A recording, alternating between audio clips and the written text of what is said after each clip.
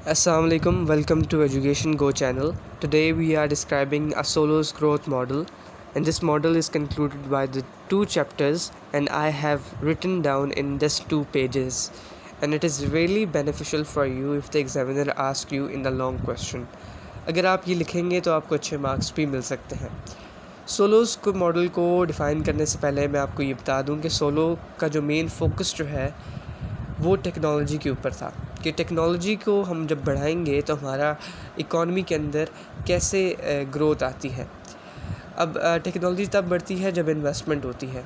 ये आपको main tip जो है ये याद रखनी है before you come to the Solow's model, right. Technology तब बढ़ेगी जब इन्वेस्टमेंट होगी, राइट। सोलो को जो है इसे नोबेल प्राइज़ भी दिया गया था क्योंकि वो जो है उन्होंने बताया था कि हम 3 ड्राइविंग फोर्सेस की वजह से हम लोग अचीव कर सकते हैं steady state of equilibrium, right. Saulos model में हम लोग 3 मेजर पार्ट में इसे हम लोगों ने डिवाइड किया है इस मॉडल को, जिसमें पहला जो पार्ट है वो बेसिक प्रोडक्शन फंक्शन है, दूसरा जो है वो रिक्वायर्ड इन्वेस्टमेंट है और तीसरा जो है वो फंडामेंटल इक्वेशन है। तो इसके पास हमारे पास डायग्राम है और assumptions है। If you want to write और not, it is up to you. So हम स्टार्ट करते हैं बेसिक प्रोडक्शन फंक्शन से। ये इक्वेशन है y is equals to F K L over y L. y जो है वो आउटपुट इनकम है, a जो है वो टेक्नोलॉजी है, k जो है वो कैपिटल है और l जो है वो लेबर है, राइट। सो जैसे कि आपको पता है सोलो का जो मेन फोकस था वो टेक्नोलॉजी के ऊपर था, तो टेक्नोलॉजी जो है हम उसे कांस्टेंट रखेंगे। तो इसका मतलब ये कि टेक्नोलॉजी जो ए है इसको हम लोग आगे ड्राइव नहीं करेंगे। To know how much labour is producing we divide L both sides. अब हम क्या करेंगे, बाकी सब को हम एल के साथ डिवाइड कर लेंगे। एफ़ के साथ इसलिए डिवाइड नहीं करेंगे क्योंकि एफ़ जो है वो फंक्शन है हमारा लेबर और कैपिटल का, तो एल एल के साथ कट जाएगा तो हमारे पास के ओवर एल फंक्शन और वाई ओवर एल रह जाएगा। कैपिटल वाई और कैपिटल एल जो है वो इक्वल होता है आउटपुट ऑफ पर वर्कर के, और के ओवर एल जो है वो इक्वल है स्मॉल के जो कि कैपिटल पर वर्कर है, राइट। कैपिटल पर वर्कर से मुराद के मतलब कि एक मशीनरी है। अब मशीनरी में हम लोग लेबर कितने लेबर्स को बिठाएंगे कि हम लोग कितना प्रोड्यूस कर सकें हम लोग प्रोडक्ट्स। लाइक एक दर्जी है, उसको हम लोग एक सिलाई मशीन के सामने बिठा दें और हम उसे कितना लेबर जो है वो प्रोड्यूस कर सकता है, एक दिन में कितने सूट्स जो है वो सिलाई कर सकता है। To know a steady state of equilibrium we should have to know कि y इज़ इक्वल्स टू, जैसे कि हमने अज्यूम किया था y स्मॉल है, small y is equals to F over K, right. अब दूसरा फंक्शन जो है वो रिक्वायर्ड इन्वेस्टमेंट का है। इसके 3 मेजर पार्ट्स हैं, जिसमें से पहला पार्ट जो है वो हमने कर लिया है, y is equals to F K. और अब हम करने जा रहे हैं रिक्वायर्ड इन्वेस्टमेंट। रिक्वायर्ड इन्वेस्टमेंट जो है वो 2 पार्ट्स के ऊपर डिवाइड है, एक ग्रोथ ऑफ पॉपुलेशन और डेप्रिसिएशन। जब भी पॉपुलेशन का लफ्ज़ आएगा आपको पता होना चाहिए वो लेबर है, और डेप्रिसिएशन जो है वो तब होती है जब आपका जो मशीनरी है, कोई भी एसेट है, with the passage of time उसकी जो वैल्यू जो है वो रिड्यूस होती है, राइट। तो अब इन्वेस्टमेंट हम तब करते हैं जब हमें हमारी जो मशीनरी है वो अप टू डेट ना हो, डिप्रिशिएट हो रही हो, तो तब हम लोग एक न्यू मशीनरी परचेज़ कर रहे होते हैं, तो we need investment for that, right.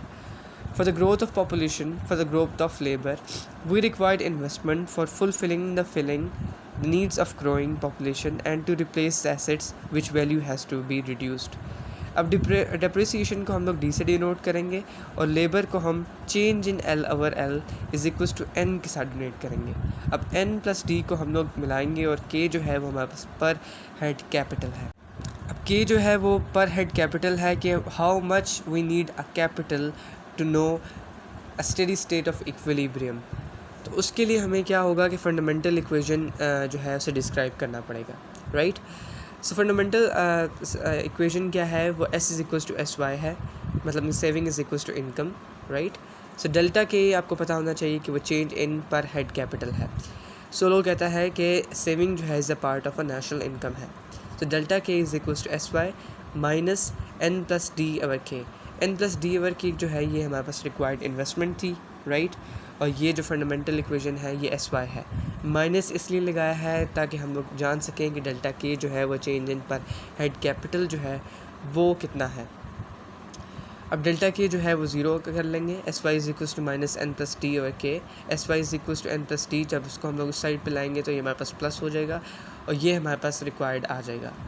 इसका मतलब ये कि हमारे पास सेविंग जो है वो इक्वल होती है इन्वेस्टमेंट के, राइट, रिक्वायर्ड इन्वेस्टमेंट के। तब होती है जब सेविंग और इन्वेस्टमेंट जो है वो इक्वल होती है, तो इसका मतलब ये कि हमारी स्टडी स्टेट ऑफ इक्विलिब्रियम जो है वो अचीव होती है। Saving is equal to required investment, this is called a steady state of equilibrium. ये हमारे पास 3 पार्ट्स थे जो कि सोलोज़ को डिफ़ाइन कर रहे थे, राइट। अगर आप इसको अच्छे से डिस्क्राइब कर लेंगे तो इसका मतलब ये कि आपको अच्छे मार्क्स मिल जाएंगे। Now we are describing this diagram, और ये डायग्राम जो है ये 3 पार्ट्स को डिफ़ाइन करती है। जो पहली ब्लू लाइन जो है ये प्रोडक्शन फंक्शन है, जो कि हमारे फर्स्ट बेसिक प्रोडक्शन फंक्शन को डिस्क्राइब कर रही है, जो कि यहाँ से ऊपर जाती है, आउटपुट इसका ऊपर है, लेकिन with the passage of time ये स्ट्रेट होती है और फिर उसके बाद डिक्लाइन होते हुए हमें नज़र आती है। एक्स एक्सिस में हम लोग कैपिटल पर वर्क कर लेंगे और वाई एक्सिस पे हम लोग आउटपुट पर वर्क कर लेंगे, राइट। दूसरी लाइन जो है ये हमारे पास सेविंग की है, जो फंडामेंटल इक्वेशन है, with the passage of time ये भी डिक्लाइन हो रही है। और आखिरी जो लाइन है ये हमारे पास स्ट्रेट स्लोप है, जो कि हमारे पास रिक्वायर्ड इन्वेस्टमेंट है, देख सकते हैं आप, राइट।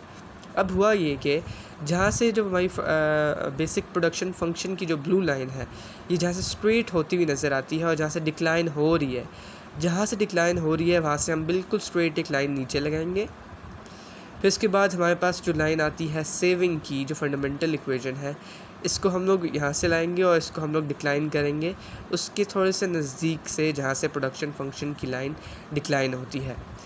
जैसे हम इसे कट आउट करेंगे तो हमारे पास रिक्वायर्ड फंक्शन जो है वो बिल्कुल स्लोप की तरह है और वो उसे कट आउट करेगा।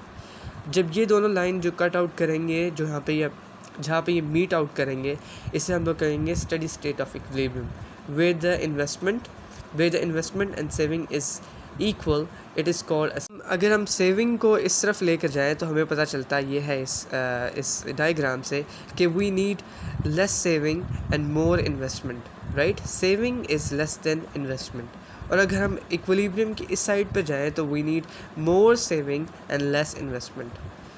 अब ये जो है due to diminishing rate of return we producing less output as compared to input, that's why the blue curve flat with the period of time।